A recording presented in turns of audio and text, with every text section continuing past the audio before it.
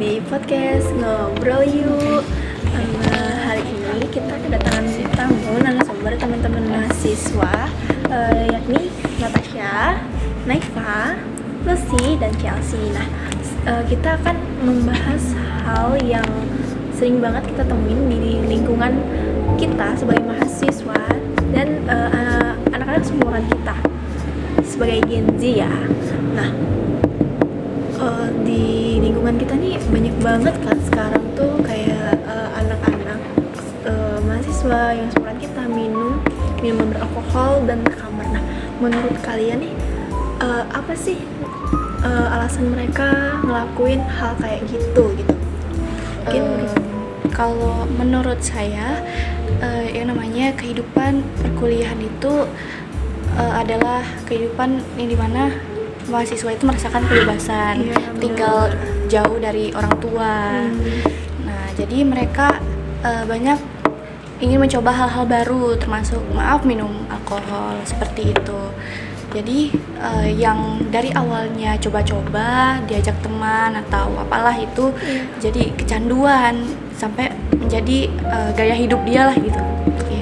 Jadi karena ini tadi ya dia baru mulai masuk perkuliahan, terus kayak nyoba-nyoba ternyata kayak gini rasanya, jadi gaya hidup, jadi kebiasaan. Mungkin dari teman-teman yang lain, Naifa mungkin kayaknya tuh juga kurang kesadaran diri gitu, sama kontrol dari keluarga ataupun dari lingkungan, dan juga pengaruh teman-teman itu juga berpengaruh gitu sama individu seseorang gitu. Memang sih kayak dari pergaulan karena kan kita main sama siapa aja tanpa membatasi diri ya. Bisa banget. Mungkin dari teman-teman yang lain, Lucy atau Chelsea bisa memberikan Betul sih, menurut saya juga dari tekanan akademik. Biasanya itu kan mahasiswa karena jadwal yang padat, tugas banyak, mereka tuh mencari pelarian gitu. Dan mereka mencari pelarian kayak awalnya tuh coba-coba alkohol kayak gitu. Ya karena tekanan dari tugas-tugas, mungkin tekanan yang lainnya bisa. Mungkin Lucy ya mungkin kayak dia juga kurang membatasi diri dia juga ya, kayak dia kayak gini ya, menurut dia biar dia happy aja gitu, seneng sesaat gitu loh, saat coba aja. Ya bener sih, dikatakan teman-teman tadi ya, dari keluarga, lingkungan, terus dari kitanya, dari pribadinya tidak membatasi diri dari segi pertemanan atau apa itu. Terus mungkin mahasiswa atau teman-teman kita juga mungkin belum memahami betul ya tentang dampaknya dari dampak efek samping dari minum alkohol itu sendiri. Nah, menurut teman-teman apa sih dampak yang dirasakan setelah teman-teman mahasiswa kita mungkin setelah minum itu? Mungkin Natasha. Kalau dari yang saya lihat di sosmed atau berita-berita itu banyak dampak dari minum itu, atau apalagi kalau diminum secara keseringan. Itu tuh seperti susah untuk berkonsentrasi, kurang fokus, dan juga bisa kalau misalnya keseringan itu bisa berdampak ke muka itu jadi nampak kalau orang itu tuh minum. Jadi muka itu matanya cekung, merah, kayak kurang tidur. Terus auranya tuh kurang enak dilihat lagi tuh. Jadi dari sisi psikologisnya kita kurang bisa konsentrasi, dan dari fisik juga mungkin bisa terlihat ya tadi cekung matanya. Mungkin yang lain apalagi yang kayaknya kalau kita kayak keseringan minum itu tuh bisa nimbulin kayak tindakan-tindakan yang lain. Kayak orang kan kalau mabuk gitu tuh kan pasti dia tuh kayak hilang akal gitu. Apalagi kalau misalkan dia bawa berkendara, nanti bisa aja kecelakaan. Jadi itu bisa berdampak sama orang lain juga gitu. Dampak negatifnya lingkungannya kayak merugikan masyarakat sekitar. Chelsea atau Dari dampaknya sisi kesehatan sih itu menurunnya fungsi otak. Fungsi otak, fungsi hati juga. Fungsi hati itu dari sisi kesehatan. Iya. Banyak dampak buruknya kalau dari sisi kesehatan. Iya sih benar. Kayak tadi disebutkan tentang Natasha juga sulit konsentrasi, terus menyebabkan sakit liver, bisa juga gagal ginjal ya. Mungkin Ya, sih. mungkin kalau dari segi keluarga itu anak-anak yang mungkin dia kecanduan untuk minum-minum ya, bisa juga dia memaksa orang tuanya kayak yang meminta uang, atau kayak yang sekarang kan ada tuh yang anak yang membunuh orang tuanya Oh tuh. iya benar sering banget ya kita nemu di video Kasusnya. kasusnya. Iya benar. Kasusnya karena dia mungkin orang tuanya nggak ngasih dia uang agar dia mungkin tobat atau berubah, Iya. mungkin berakibatnya dia marah dan bertindak kriminal kepada orang tuanya sendiri. Iya benar sih. Kayak dampaknya memang banyak banget dari sisi psikologis terhadap masyarakat, terhadap diri sendiri memang banyak banget dampak negatifnya, bahkan nggak ada positifnya sama sekali ya. Nah dari dampak tadi mungkin teman-teman ada yang bisa memberi solusi untuk teman-teman kita yang mungkin sudah kecanduan akan minum khamar atau alkohol itu sendiri. Mungkin solusinya Kalau dari saya untuk mahasiswa ya, iya. Pihak kampus itu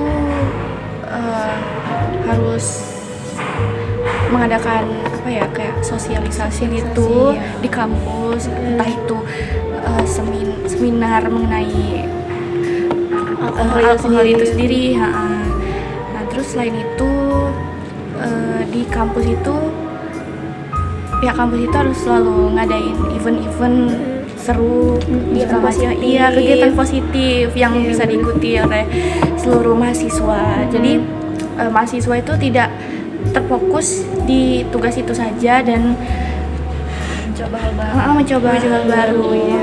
Iya. Bisa mengembangkan diri dia. Biar mahasiswa itu sendiri nggak fokus, nggak mengalihkan ke hal-hal yang negatif Iya, tadi betul. ya. Ya mungkin yang lainnya solusi untuk teman-teman kita.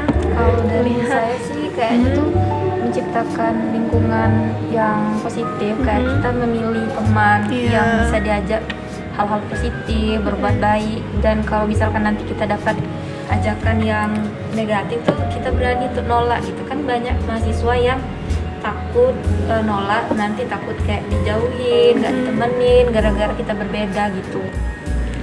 Bisa ya. Dari saya gitu sih. Kalau misalnya nih kayak kita udah kecanduan, nah itu untuk menyadarkan kita diri sendiri kita nih gimana sih, kayak misalnya udah kecanduan nih, udah kecanduan lah, kayak ya harusnya aku berubah sih untuk kedepannya lebih baik lagi. Nah itu gimana ya cara munculin hal itu di diri mahasiswa? Kalau udah kecanduan gitu kan, biar dia sadar, oh ternyata hal ini nih salah gitu. Iya, karena kita mahasiswa kan, kita Iya. kuliah, kuliah masih dibayarin orang tua ya kan, orang tua. Ya ada yang bayar sendiri mungkin Iya. nggak seberapa, cuma kan hampir seluruhnya itu orang tua, masih Iya. dibayar orang tua. Jadi Kita tuh harus selalu ingat kalau jeripaya orang tua udah mau kuliahin kita, dan ingat betapa kecewanya kalau orang tua sampai tahu kalau kita kayak gini gitu.